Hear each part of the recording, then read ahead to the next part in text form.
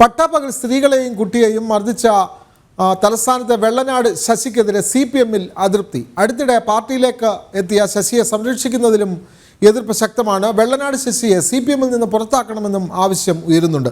അതേസമയം ഇദ്ദേഹത്തെ ഇന്ന് കോടതിയിൽ ഹാജരാക്കും. കഴിഞ്ഞ വെള്ളിയാഴ്ചയാണ് പട്ടാപ്പകൽ വെള്ളനാട് വില്ലേജ് ഓഫീസിന് സമീപത്തെ തട്ടുകടയിലെത്തി വെള്ളനാട് ശശി അതിക്രമം നടത്തിയത്.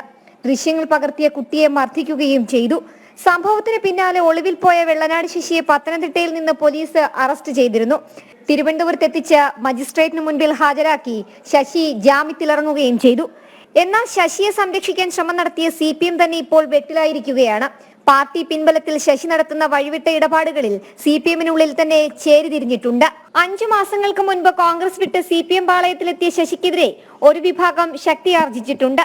സ്ത്രീകളെയും കുട്ടികളെയും മർദ്ദിച്ച ശശിക്കെതിരെ നിസാര വകുപ്പുകൾ പ്രകാരമാണ് പോലീസ് കേസെടുത്തിട്ടുള്ളത്.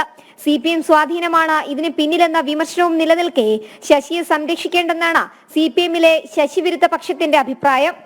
പാർട്ടി കൂടി കൈവിടുന്നതോടെ ശശിക്ക് കുരുക്കുമുറുകിയേക്കും. പാർട്ടിയിൽ നിന്ന് ശശിയെ പുറത്താക്കണമെന്ന ആവശ്യവും ശക്തമാണ്. സംഭവത്തിൽ ബാലാവകാശ കമ്മീഷനടക്കം ശശിക്കെതിരെ കേസെടുക്കുമെന്നാണ് സൂചന.